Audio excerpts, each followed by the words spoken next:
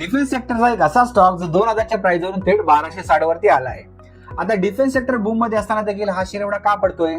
काही इंटरनल घडामोडी घडत आहेत का? नक्की या शेअरचं काय बिघडलंय? काही अनालिस्ट बोलत आहेत की शेअर बाय करायला पाहिजे, तर काही अनालिस्ट बोलत आहेत की शेअर सेल करायला पाहिजे. आपण नक्की खरं कोणाचं म्हणायचं? तर जय हिंद जय महाराष्ट्र मित्रांनो, द स्टॉक सिलेक्शन आपल्या युट्यूब चॅनल मध्ये मी तुम्हा सगळ्यांचे स्वागत करतो.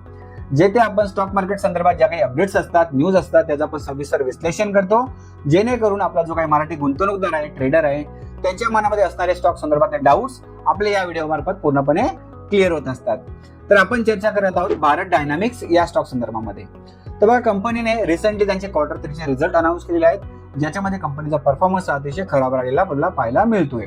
त्याचा रेव्हेन्यू जो आहे तो जवळजवळ 32% घसरलेला आहे आणि नेट प्रॉफिट जो आहे तो 50% डाऊन आलेला आपल्याला पाहायला मिळतोय.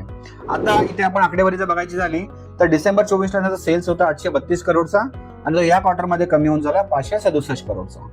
तसं नेट प्रॉफिट त्यांचा डिसेंबर 24 ला होता 147 करोड आणि डिसेंबर 25 ला तो कमी होऊन झाला 73 करोड. तर अशा प्रकारची घसरण आपल्याला पाहायला मिळते. त्यासोबतच शॉर्ट टर्म मध्ये बघायचं झालं तर अर्निंग प्रेशर प्लस मार्जिन इश्यूमुळे हा स्टॉक थोडासा आपला रिस्क मध्ये आलेला पाहायला मिळतोय. परिणामी लास्ट काही दिवसामध्ये किंवा काही महिन्यामध्ये या स्टॉक मध्ये आपल्याला मोठ्याचं करेक्शन पाहायला मिळाले. लास्ट 2-3 दिवसामध्ये बघितलं जवळजवळ 18% स्टॉक करेक्ट झालेला आहे. तर अशा प्रकारची अपडेट होती मित्रांनो. आता आपण काय करणार आहोत, या स्टॉकचा आपल्या 4 इम्पॉर्टंट फॅक्टरवरती कम्प्लीट अनालिसिस करणार आहोत.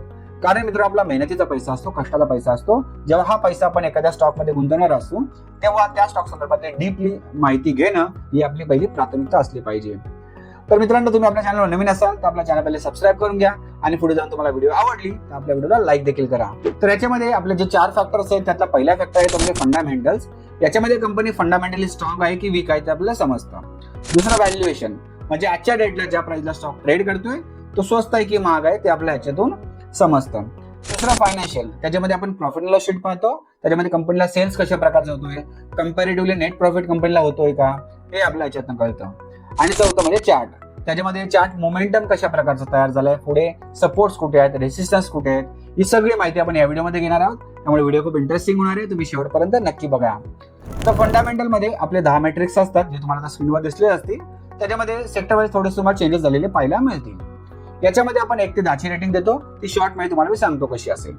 तर 8 ते 10 रेटिंग वाले स्टॉक ग्रीन झोन मध्ये असतात, म्हणजे त्यांचे फंडामेंटल स्ट्रॉंग असतात. 6 ते 7 रेटिंग वाले स्टॉक जे ते ऑरेंज झोन मध्ये असतात, म्हणजे त्यांच्या येणाऱ्या क्वार्टरली परफॉर्मन्सवर लक्ष ठेवायचं असतं, ऑब्झर्वेशन करायचं असतं.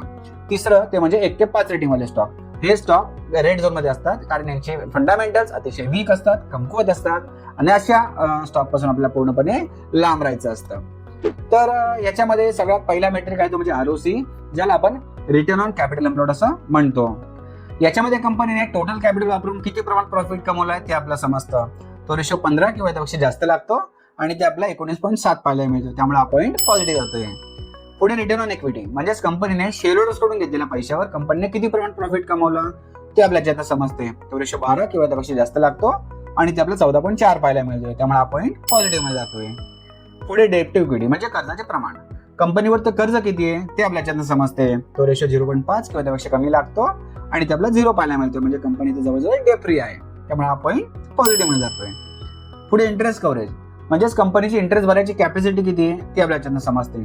तो रेशो 5 किंवा त्यापेक्षा जास्त लागतो आणि त्याला जवळजवळ 232 पाहायला मिळतोय, त्यामुळे हा पॉईंट स्ट्रॉंगली पॉझिटिव्ह आहे. पुढे ऑपरेटिंग प्रॉफिट मार्जिन, त्याच्यामध्ये कंपनीच्या टोटल रेव्हेन्यू मधून ऑपरेटिंग एक्सपेन्सेस वजा करता कंपनीच्या हातात किती प्रॉफिट शिल्लक राहतो ते आपल्याला समजतं. आता ऑपरेटिंग एक्सपेन्सेस कोणते कोणते आहेत, जसे की रॉ मटेरियल आहे, रेंट असेल, आता इलेक्ट्रिसिटी बिल आहे, त्यानंतर पाहायला गेलं तर आपण एम्प्लॉईजचं पेमेंट आहे किंवा इतर जे काही ऍडमिनिस्ट्रेटिव्ह एक्सपेन्सेस आहेत ते वजा करता कंपनीच्या हातात किती प्रॉफिट शिल्लक राहतो ते आपल्याला समजते. तो रेशो 12 किंवा त्यापेक्षा जास्त लागतो आणि ते आपल्याला 19.3 पाहायला मिळतोय, त्यामुळे आधी पॉईंट पॉझिटिव्ह आहे. पुढे कॅश फ्लो क्वालिटी, म्हणजेच कंपनीचा प्रॉफिट खऱ्या कॅश इनकडून आउटफ्लोशी मिळता जुळता आहे का नाही ते आपल्याला समजते. तो रेशो 4 किंवा त्यापेक्षा जास्त लागतो आणि ते आपल्याला 3 पाहायला मिळतोय, त्यामुळे हा पॉईंट निगेटिव्ह मध्ये जातोय. आता पुढे फ्री कॅश फ्लो, म्हणजे कंपनी लास्ट 5 वर्षामध्ये consistently free cash flow generate करते का, कंपनीच्या हातामध्ये काय शिल्लक राहते का ते आपल्याला समजते. तो रेशो 2 किंवा त्यापेक्षा जास्त लागतो आणि ते आपल्याला 4 पाहायला मिळतोय, त्यामुळे हा पॉईंट पॉझिटिव्ह मध्ये जातोय. पुढे अल्टिमेट झेड स्कोर, आता याच्यामध्ये कंपनी फायनान्शियली स्टेबल आहे की बँकरप्सी आहे ते आपल्याला समजतं. आता फायनान्शियली स्टेबल म्हणजे काय, तर कंपनीच्या फायनान्शियल मोजण्यासाठी काही असे पॅरामीटर्स असतात, त्यांचा ऍव्हरेज केला जातो, एक वर्गवारी काढली जाते ज्याला झेड स्कोर असं नाव दिले. याच्यामध्ये आपल्याला पहिले संकेत मिळतात की कंपनी फायनान्शियली ओके आहे की दिवाळखोरीच्या मार्गावर चालली आहे. तो रेशो 2.99 किंवा त्यापेक्षा जास्त लागतो आणि ते आपल्याला 7.49 पाहायला मिळते. त्यामुळे आपण पॉझिटिव्ह मध्ये जातोय. पुढे प्रमोटर प्लेस. आता प्रमोटर म्हणजे कोण? तर कंपनीचे मूळ मालक असतात, ज्यांनी कंपनीची स्थापना केलेली असते आणि त्यांनी त्यांच्या शेअरवरती कोणत्याही प्रकारे कर्ज घेतलेलं नसावं, म्हणजे झिरो असायला पाहिजे. आणि तेच आपण पाहिलं तर झिरोच आहे. टोटल होल्डिंग किती आहे प्रमोटरकडे? 74.93. त्यामुळे हा देखील पॉईंट पॉझिटिव्ह मध्ये जातो. पुढे CAGR, compound annual growth rate. याच्यामध्ये आपण लास्ट 5 वर्षाचा नेट प्रॉफिट ग्रोथ पाहतो, जो आपला 8 किंवा त्यापेक्षा जास्त लागतो आणि ते जवळजवळ 20.8 पाहायला मिळतोय. त्यामुळे हा पॉईंट स्ट्रॉंगली पॉझिटिव्ह आहे. आता ओव्हरऑल आपण रेटिंग बघितली तर 8 ची रेटिंग आली, म्हणजे स्टॉक ग्रीन झोन मध्ये आहे. म्हणजेच काय, तर स्टॉक इथे आपला फंडामेंटली स्ट्रॉंग पाहायला मिळतोय. आता झाले फंडामेंटल्स. आता आपण याचे व्हॅल्युएशन पाहून घेऊ. व्हॅल्युएशन मध्ये सगळ्यात पहिले आपण पाहतो ते म्हणजे प्राइस टू अर्निंग रेशो, जो आपला इंडस्ट्री पी च्या आसपास लागतो. इंडस्ट्रीचा पी पाहायला मिळतो 56.2 आणि स्टॉकचा पी आहे 83.9. इथं पी आपला जास्त पाहायला मिळतोय. इबिटा 14च्या आतमध्ये पाहिजे आणि इबिटा आहे 51. इबिटा देखील जास्त पाहायला मिळतोय. पेग रेशो 1.5 च्या आतमध्ये पाहिजे आणि पेग रेशो जवळजवळ 50.8 आहे. पेग रेशो खूपच जास्त पाहायला मिळतोय. पीबी रेशो 3 च्या आतमध्ये पाहिजे आणि पीबी रेशो देखील इथं जास्त आहे, 11.4 आहे. आता ओव्हरऑल जर व्हॅल्युएशन पाहता आपल्याला असं कळून येतं मित्रांनो, हाय व्हॅल्युएशनला स्टॉक ट्रेड करत आहे. म्हणजेच आजच्या डेटला जे आपला इथला स्टॉक ट्रेड करतोय तो महाग आहे असं आपल्या क्लिअर कट इथून कळून येत आहे. आता पहिला आपण बघितलं फंडामेंटल, जे आपला स्ट्रॉंग पाहायला मिळाले. दुसरा फॅक्टर होता तो म्हणजे व्हॅल्युएशन, तो आपल्या इथं वीक पाहायला मिळतोय. तिसरा फॅक्टर आहे तो आपला म्हणजे फायनान्शियल, त्याच्यामध्ये आपण profit and loss sheet open करून घेऊ. आता P&L मध्ये जर बघायचं झालं तर 2013 पासून त्यांचा सेल जो आहे तो वाढलेला पाहायला मिळतोय, परंतु कुठेही कन्सिस्टन्सी नाही मित्रांनो. कारण बघा 2013 मध्ये त्यांचा सेल्स होता 1076 करोडचा, 15 मध्ये वाढून झाला 2841 करोड. त्यानंतर 2016 ते 2018च्या पिरियड मध्ये 4000 ते 5000 करोडच्या आसपास त्यांचा सेल झाला होता. 19 मध्ये तो डाऊन झाला 3069 करोड. 20 मध्ये पुन्हा वाढला 3105 करोड. 21 मध्ये अजून कमी झाला, त्यापेक्षा मित्रांनो 1914 करोड. इथे कोरोनाचा टाइम होता, आपण समजू शकतो. 2022 मध्ये थोडासा वाढला 2817 करोड आणि 23 मध्ये जर बघायला गेलं तर 23 मध्ये पुन्हा डाऊन झालेला आहे. 24 मध्ये अजून डाऊन झालाय आणि 25 मध्ये आता रिसेंटली म्हणजे लास्ट इयर मध्ये थोडासा वाढलाय 3345 करोड. म्हणजे कुठेही सेल्स मध्ये कन्सिस्टन्सी पाहायला मिळत नाहीये. आणि नेट प्रॉफिट मध्ये बघायचं झालं तिथे देखील सेमच पिक्चर आहे मित्रांनो. नेट प्रॉफिट वाढलेला मात्र आहे, परंतु त्यामध्ये देखील कन्सिस्टन्सी नाहीये. तशा प्रकारे हा फॅक्टर आपला इथे वीक पाहायला मिळतोय. आता नेक्स्ट फॅक्टर आहे तो म्हणजे चार्ट, जो आपण चार्ट ओपन करूनच बघूया. आता चार्टवर जर आपण पाहिलं, जसं मी तुम्हाला सांगितलं, लास्ट 2 ते 3 दिवसामध्ये आपल्याला एक मोठंसं करेक्शन पाहायला मिळालंय 18% आसपास. ते बघा इथे तुम्ही पाहू शकताय. कंटिन्यू 3 ते 4 कॅन्डल रेड मध्ये आपला फॉर्म झालेला पाहायला मिळत आहे. आता याचं अनालिसिस करायचं झालं तर आपण थोडंसं मोठ्या टाइम फ्रेमवरती जाऊया. वीकली टाइम फ्रेम आपण ओपन करून घेऊ. आता वीकली टाइम फ्रेमवर जर आपण बघितलं तर एक मोठी रॅली आलेली पाहायला मिळते आपल्याला. तर रॅली किती पर्सेंटची होती आपण चेक करून घेऊ. हा इथे एक बॉटम क्रिएट केला होता एक 3 मार्च रोजी आणि तिथून हा टॉप बनवला होता एक 26 मेला. तो किती पर्सेंटचा होता आपण बघून घेऊ. म्हणजे या पिरियडमध्ये जवळजवळ या कंपनीने त्यांच्या इन्व्हेस्टर्सला जवळ 133% रिटर्न्स मिळवून दिलेले आहेत. जेव्हा आपण अशा कमी कालावधीमध्ये एवढ्या मोठ्या प्रमाणात रॅली पाहायला मिळते तेव्हा एक्सपेक्टेड असतं की मोठं करेक्शन पाहायला मिळणार आहे. आणि त्याप्रमाणे इथे सेलिंग प्रेशर आलेला आहे आणि सेलिंग प्रेशरमुळे स्टॉक जो आहे आता खाली येताना आपल्याला पाहायला मिळतोय. आता खाली जर बघायचं झालं तर एक स्ट्रॉंग डिमांड झोन पाहायला मिळतो आपल्याला. तो डिमांड झोन पहिले मी ड्रॉ करून घेतो. तर हा इथे डिमांड झोन आहे मित्रांनो. त्याचा झोन जर आपण बघितला तर 1083 ते 1137 हा झोन आहे. आता जेव्हा पण प्राइस करेक्ट होऊन इथपर्यंत येईल तेव्हा तुम्हाला एक बाईंग अपॉर्च्युनिटी बनू शकते. त्याच्यामागचं कारण देखील सांगतो मित्रांनो. तर अशा प्रकारचे डिमांड झोन असतात तिथे बायर्स ऍक्टिव्हेट असतात. तर मोस्टली असे हाय चान्सेस असतात की इथना स्टॉक रिव्हर्सल होऊ शकतो.